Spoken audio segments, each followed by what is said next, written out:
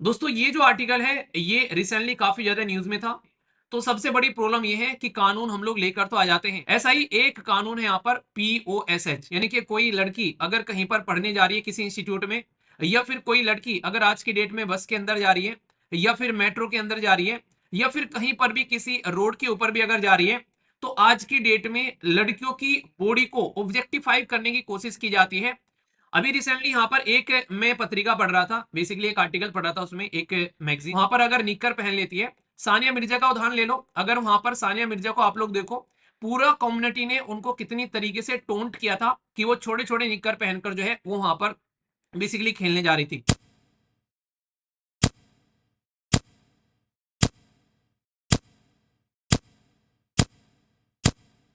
दोस्तों ये जो आर्टिकल है ये रिसेंटली काफी ज्यादा न्यूज में था। हमारे देश के अंदर में अगर आज की डेट में आप लोग चीजों को जानना चाहोगे, तो सबसे बड़ी प्रॉब्लम यह है कि कानून हम लोग लेकर तो आ जाते हैं, पर लेकिन उनका इम्प्लीमेंटेशन उस लेवल पर देखने को नहीं मिलता है कि वो बहुत ही पॉजिटिव इंपैक्ट यहाँ पर हमारे देश के अंदर में ग्राउंड लेवल पर डाले। ऐसा ही एक कानून है यहाँ पर POSH, यानी कि महिलाओं के लिए यहाँ पर अगर मैं आप लोगों से बात करूं, प्रिवेंशन करना सेक्सुअल हरासमेंट का वर्क प्लेस पर। और ये ओनली आप लोग वर्ड जो है ये वर्क प्लेस बोला जाता है। आप लोग इसको वर्क प्लेस छोड़कर आप लोग यहाँ पर इसको किसी इंस्टीट्यूट के बारे में बात कर सकते हैं, यानी कि कोई लड़की अगर कहीं पर पढ़ने जा रही है किसी इंस्टीट्यूट में, या फिर कोई लड़की अगर आज की डेट में बस के अंदर जा रही है, या फिर मेट्रो के अंदर जा रही है, या फिर कहीं पर भी किसी रोड के ऊपर भी अगर जा रही है, तो आज की डेट में लड़कियों की बॉडी को ऑब्जेक्टिफाई करने की कोशिश की जाती है। और यहाँ पर एक तरीके से इस तरीके से देखने की कोशिश की जाती है कि मतलब एक नहीं, एक ऐसा लगता है कि हैवानियत भरी नजरों से। मैं इंटरेस्टिंग चीज बताता हूँ अभी आप लोगों को। अभी रिसेंटली यहाँ पर एक मैं पत्रिका पढ़ रहा था, बेसिकली एक आर्टिकल पढ़ रहा था, उसमें एक मैगजीन थी। उस मैगजीन में एक आर्टिकल दे रखा था कि हमारे देश के अंदर में अगर आज की डेट में आप लोग बातें करोगे, तो कोई भी महिला अच्छे लेवल पर कोई स्विमर महिला नहीं है। स्विमर मतलब स्विम करने वाली, एक तरीके से आप लोग बोल सकते हो, यानी कि जो पानी के अंदर में तैराक अगर कोई महिला हो, वो अच्छे लेवल पर नहीं है, जिसको हम लोग बोल सकते हैं कि नेशनल लेवल पर हमारे देश के अंदर में एक स्विमर कोई है। उसके पीछे रीजन क्या बताया जा रहा था उसमें, कि स्विमिंग करने के लिए आप लोगों को कैसे कैसे कपड़े पहनने पड़ेंगे, आप लोगों को पता है, वो बिकिनी टाइप की ड्रेस में पहननी पड़ेगी, उसमें कपड़े बहुत ही कम होते हैं बॉडी के ऊपर, तो उस कपड़े को पहनकर आप लोगों को स्विम करनी पड़ती है। और आज की डेट में आप लोग देखो, हमारे देश के अंदर में अगर महिला दंगल भी खेलने जा रही है, वहां पर अगर निक्कर पहन लेती है, सानिया मिर्जा का उदाहरण ले लो, अगर वहां पर सानिया मिर्जा को आप लोग देखो, पूरा कम्युनिटी ने उनको कितनी तरीके से टोंट किया था कि वो छोटे छोटे निक्कर पहनकर जो है वो वहां पर बेसिकली खेलने जा रही थी। क्यों भाई, बुर्का पहन के खेलने जाती है वहां पर उस गेम के अंदर में। और वो हमारे देश की वन ऑफ द बेहतरीन खिलाड़ी आप लोगों को आज की डेट में देखने को मिलती है अपनी कैटेगरी के अंदर में। सेम कंडीशन आप लोगों को देखने को मिलती है यहाँ पर दूसरे गेम के अंदर में। आज की डेट में कई सारी लड़कियां जो है वो शूटिंग के अंदर में अच्छा परफॉर्म कर रही है, क्योंकि वहां पर छोटे कपड़े पहनने की जरूरत नहीं है। तो जो भी आज की डेट में ऐसे गेम है जहां पर छोटे कपड़े पहनने की बात आते हैं, वहां पर आप लोग को हमारे देश की कोई भी लड़की जो है वो अच्छे लेवल पर नहीं देखने को मिलेगी। क्योंकि सबसे पहले तो यहाँ पर हमारी सोसाइटी अलाउ नहीं करती है, सोसाइटी के चक्कर में पेरेंट्स जो है उस गेम में अलाउ नहीं करेंगे, और पेरेंट्स ने एक बार को अलाउ भी कर दे तो फिर से सोसाइटी जो है वहां पर आप लोगों को पीछे खींचती हुई नजर आएगी। ये बात आप लोगों ने दंगल मूवी के अंदर में देखी होगी, कि इनिशियली जब दंगल मूवी में आमिर खान अपनी दोनों बच्चियों को बोलता है कि नहीं मुझको इनको दंगल में लेकर जाना है, और उनको छोटे छोटे निक्कर पहनाता है, तो उस टाइम पर किस तरीके से उनके ऊपर में टोंट कसी जाती है। ये हमारी सोसाइटी का रियलिटी वाला चेहरा है। सेम कंडीशन आज की डेट में आप लोग यहां पर देख सकते हो। कंडीशन ऐसी बनी हुई है कि हम लोग चीजों को एक तरीके से, अगर कहीं पर कोई लड़की है, ये बोलते हैं कि शाम को 6 बजे से पहले अपने घर आ जाना, पर लेकिन लड़कों के लिए तो ये बात नहीं बोलते हैं। नाइट शिफ्ट में अगर कोई लड़की काम कर रही है तो उसका करेक्टर एसेसिनेशन कर देते हैं कि नाइट शिफ्ट में कर रही है भाई साहब, कुछ ना कुछ गड़बड़ी चल रहा होगा। ये सिचुएशन आप लोग समझ सकते हैं। पुलिस में अगर आज की डेट में कोई लड़की है, तो उसके साथ में कोई शादी करने के लिए तैयार नहीं है। अगर हम लोगों को शादी करनी है तो पता है कैसी लड़की चाहिए, टीचिंग में हो यार लड़की, शादी कर लेंगे, ठीक है, मतलब कोई टीचिंग में हो या फिर कोई ऑफिशियल जॉब करती हो डे टाइम में, तो हम लोग शादी कर लेंगे। मतलब ये सिचुएशन समझ रहे हो, ये सारी की सारी सिचुएशन हमारे देश के अंदर में एक लड़की को ऑब्जेक्टिफाई करती है, कहीं ना कहीं उसको ऑब्जेक्ट की तरीके से ट्रीटमेंट करती है। लड़की अगर सही हो दिखने में, तो सही का पैमाना क्या है, कि उसका एक तरीके से बॉडी की किस तरीके की शेप है वो देखी जाती है। अगर लड़की थोड़ी सी मोटी हो, तो भाई साहब उसके ऊपर में टोंट कसने लगते हैं। उसकी शादी की दिक्कत हो जाती है कि भाई साहब शादी करनी है तो आप लोग को क्या करना पड़ेगा, अपनी बॉडी पे से फैट कम करना पड़ेगा। सेम कंडीशन हालांकि लड़कों के लिए भी होती है। एक गोरा कलर जो है वो यहाँ पर एक तरीके से हमारे देश के अंदर में एडवर्टीजमेंट इंडस्ट्री ने ऐसा सिस्टम क्रिएट कर दिया है कि जो गोरा है वो सुंदर है। मतलब कलर टोन जो है वो नेचुरली हमारे हाथ में नहीं होती है, उसको लेकर भी यहाँ पर एक तरीके का ऐसा आप लोग बोल सकते हैं ट्रेंड सेट कर दिया है कि खूबसूरती का मतलब है कि गोरे कलर का इंसान वो खूबसूरत हो गया। यानी कि अगर किसी का कलर थोड़ा सा ब्राउनिश है या फिर किसी का कलर थोड़ा सा ब्लैक टाइप में है, तो यहाँ पर वो इंसान जो है वो सोसाइटी में अच्छे तरीके से ट्रीट नहीं किया जाता है। और ये कहां से निकल कर आता है? ये है कॉलोनियल माइंडसेट। क्योंकि दुनिया पर रूल करने वाले जो लोग थे वो भाई साहब गोरी चमड़ी के थे, तो इसलिए यहां पर क्या हुआ, हम लोगों ने गोरे कलर के लोगों को सुपीरियर मानना स्टार्ट कर दिया। सेम कंडीशन आप लोग लैंग्वेज में बोल सकते हो। दुनिया पर रूल करने वाले लोग जो है वो इंग्लिश बोला करते थे, तो इसलिए इंग्लिश को हम लोगों ने सुपीरियर लैंग्वेज मान लिया, जबकि ऐसा कुछ भी नहीं है। अगर आज की डेट में हमारा देश जो है वो दुनिया पर रूल कर रहा होता तो हिंदी सुपीरियर लैंग्वेज के तौर पर होती है, और हमारी कलर की टोन के लोग जो हैं वो आज की डेट में सबसे सुपीरियर लोग माने जाते हैं।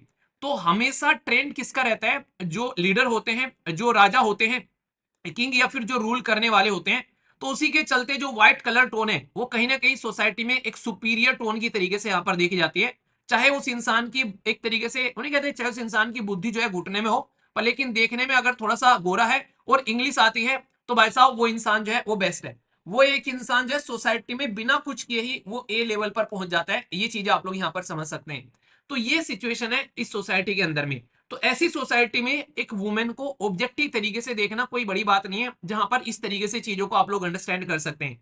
तो यही चीजें यहां पर बताई जा रही हैं कि आज की डेट में हम लोग बात तो करते हैं कि 2013 में एक कानून लेकर आए थे कि महिलाओं को हम लोग प्रोटेक्शन प्रोवाइड कराएंगे। अगर कोई किसी वर्क प्लेस पर है तो उनका बेसिकली सेक्सुअल हरासमेंट नहीं देखने को मिलेगा। पर 99% केसेस में ये चीजें जो है वो इंप्लीमेंट नहीं होती हैं। आज की डेट में ये सिचुएशन आप लोगों को काफी लार्ज स्केल पर खराब देखने को मिलेगी। वर्क फ्रॉम होम महिलाओं के लिए एक सबसे बेस्ट ऑप्शन आज की डेट में माना जा रहा है कि भाई साहब घर में रहकर महिला अपना काम करे, और उससे बढ़िया कोई काम नहीं है। बाहर जाकर कोई ना कोई दिक्कत देखने को मिलेगी। तो ये कंडीशन कहीं ना कहीं आप लोगों को कहां से निकल कर आती है अगर मैं रियलिटी बताऊं, सबसे पहले तो ये फैमिली से निकल कर आती है। माँ बाप जो है बच्चों को कैसे ट्रीट करते हैं। अगर एक लड़का है यानी कि एक बॉय है और एक गर्ल है, सबसे पहले तो वही डिफरेंस करते हैं। दूसरे नंबर पर सोसाइटी जो है वो डिफरेंस करना स्टार्ट कर देती है। एजुकेशन सिस्टम में अगर आप लोग जाओगे, हमारे देश के अंदर में सबसे बड़ी प्रॉब्लम आप लोगों को देखने को मिलेगी कि महिलाओं को लेकर, खासकर लड़कियों को लेकर, हम लोग एजुकेशन सिस्टम में उतने सेंसिटिव नहीं है जितना होना चाहिए। आप लोगों को पता है बायोलॉजी की एनसीईआरटीज हैं, वहां पर फीमेल और मेल के जो एक तरीके से आप लोग बोल सकते हैं कि जो ऑर्गन्स हैं बेसिकली हमारी बॉडी के पार्ट हैं, ठीक है, खासकर जो एक प्रोड्यूस करने वाले जो ऑर्गन्स हैं, तो उनके बारे में ढंग से क्लास में कोई पढ़ाता नहीं है। तो वहां से लोग कैसे सेंसिटिव होंगे? आप लोग इस तरीके से चीजों को सोच के चलो। अगर लड़का और लड़की में से एक को एजुकेशन अच्छी प्रोवाइड करानी है तो भाई साहब लड़के को ज्यादा प्रेफरेंस दिया जाता है। इवन अभी प्रिपरेशन की अगर मैं बात करूं, लड़की को अल्टीमेट देकर भेजा जाता है कि तुम्हारे पास में 1 साल है या फिर 2 साल है, इसके बाद में शादी कर देंगे। और लड़के को ये बोल के भेजा जाता है कि देख घर से जा रहा है निकलकर जॉब लेकर ही वापस आइयो। इसमें टाइम की कोई लिमिट नहीं है। तो ये सिचुएशन आज की डेट में सोसाइटी में आप लोगों को यहाँ पर देखने को मिलेगी। तो उस सोसाइटी में अगर कोई लड़की जद्दोजहद कर कर कहीं पर चली भी जाती है काम करने के लिए, तो उसको अलग से यहाँ पर लड़ना पड़ता है। और ये तो आप लोगों को मैंने बताया भी था। हमारे देश के अंदर में बताइएगा आप लोग, DPSP directive principle of state policy के अंदर में कौन सा आर्टिकल है जो इक्वल वेज के बारे में बात करता है? मतलब सोच के देखो, ये जब मैं पढ़ रहा था ना संविधान, मुझे बड़ा इरिटेटिंग लगी यार ये बात। मतलब हमारे संविधान निर्माताओं ने संविधान के अंदर में directive principle of state policy में ये प्रोविजन डाला है कि यहां पर हमारे देश के अंदर में मेल और फीमेल को इक्वल वेज मिलनी चाहिए।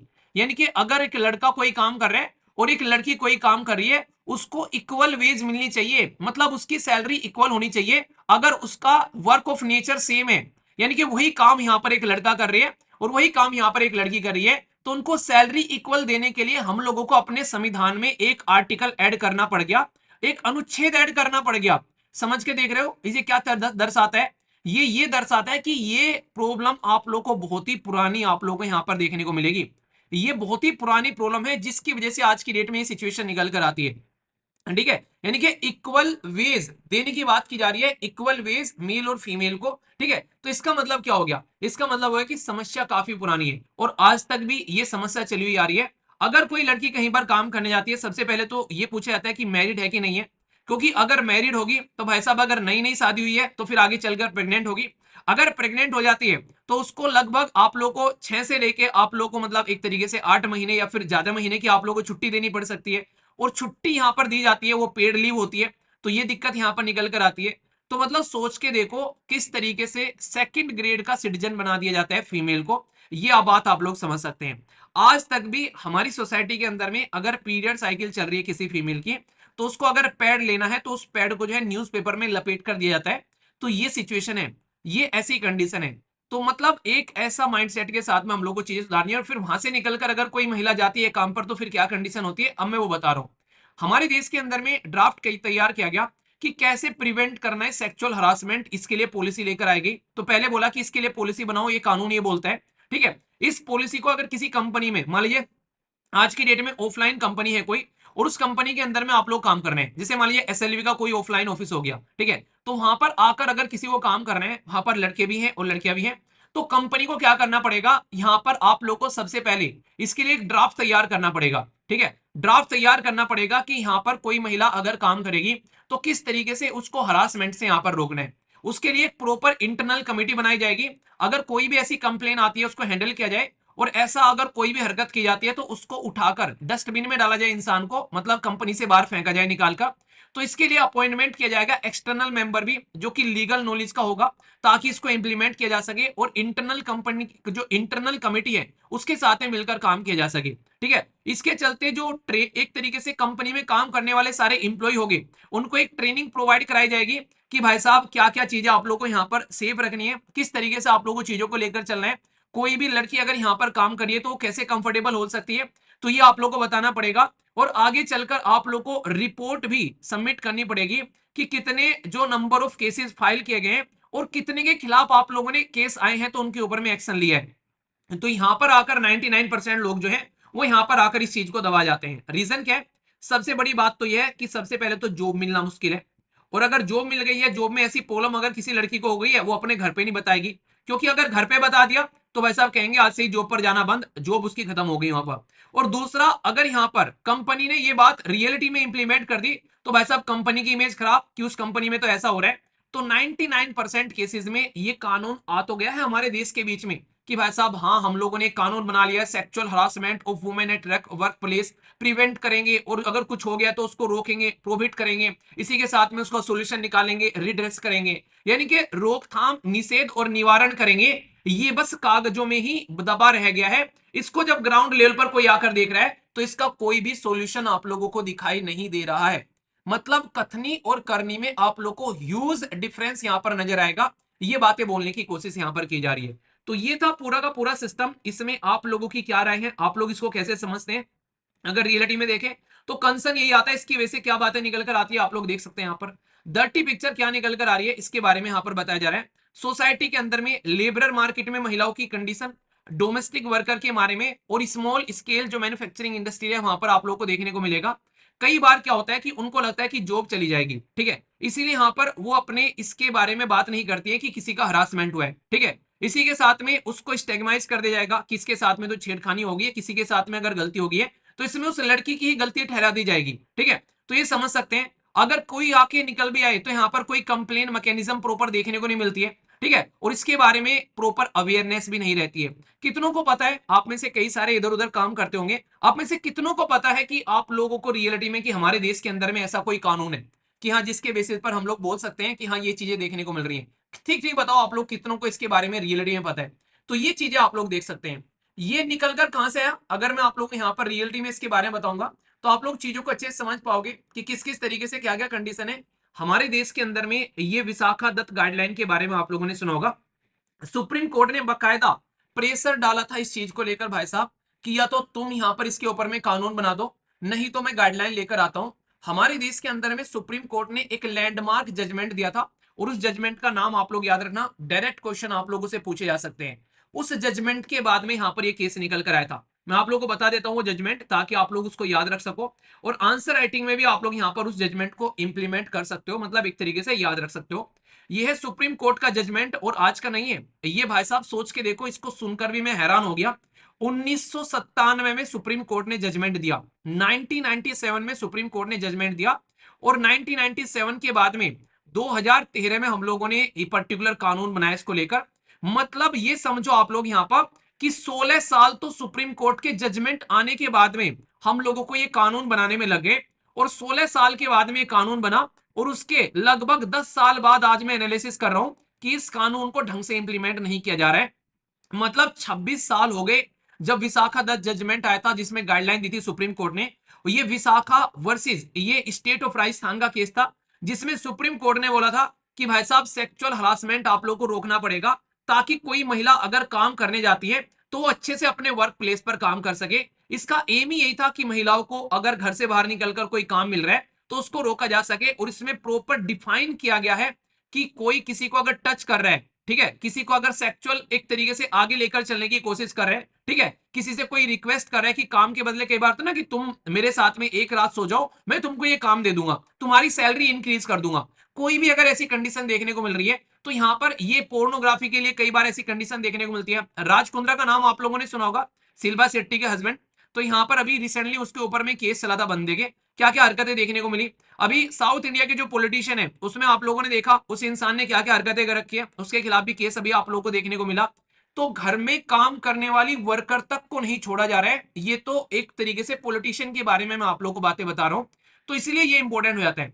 तो कहीं ना कहीं इसके लिए कानून बन जाना ही काफी नहीं है, पता होना ही काफी नहीं है। पता तो आप लोगों को भी है कि हाँ भाई साहब शेड्यूल बनाना है, पढ़ाई करनी है, पर क्या रियलिटी में आप लोग चीजों को कर रहे हो? नहीं कर रहे हो ना। तो इसलिए यहाँ पर इसके ऊपर में काम करना जरूरी है, और ये रियलिटी में इंपॉर्टेंट है। यहाँ पर अगर इसको आज नहीं इंप्लीमेंट करेंगे तो आगे चलकर यहाँ पर लड़कियों को जो है काम पर कोई भेजने वाला है नहीं है, उनके लिए इंसिडेंट बढ़ते हुए नजर आएंगे, और ये और बड़ी दिक्कत क्रिएट करते हुए यहाँ पर नजर आएंगे। तो ये पूरा पर्टिकुलर यहाँ पर ये पूरा एक मैंने आप लोगों को ड्यूरेशन बताया इस केस का। इसमें से आप लोग कितने सहमत हैं, और क्या कभी आप में से किसी के साथ में कोई ऐसा इंसिडेंट हुआ है? खासकर लड़कियों के बारे में बात करें, इसमें हैशटैग मीटू कैंपेन के बारे में आप लोगों ने सुना होगा। उस टाइम पर बहुत सारी लड़कियों ने, महिलाओं ने अपने बारे में बताया कि उन्होंने क्या क्या प्रॉब्लम फेस की है। तो इसको भी आप लोग यहाँ पर अंडरस्टैंड कर सकते हैं। आप लोग की राय बताइए, और क्या आप लोगों को समझ में आई है ये बातें? क्या दूसरों के साथ में आप लोग इसको शेयर करोगे तो ये भी बताना, क्योंकि जब तक अवेयरनेस नहीं फैलाएंगे इनके बारे में तब तक ये प्रॉब्लम और ज्यादा बढ़ेगी, और इसकी वजह से दिक्कतें निकलकर सामने आएगी। ठीक है, तो ये था पूरा का पूरा केस। यहाँ पर अपना फीडबैक जरूर देना, वीडियो के लाइक या फिर डिसलाइक कर आप लोग बता सकते हैं कि आप लोग को कैसा लगा ये टॉपिक। और अगर कोई भी डाउट है तो कमेंट बॉक्स में आप लोग जरूर पूछना। ठीक है, तो मैं आशा करता हूं कि आप लोग कुछ नया जानने को मिला होगा।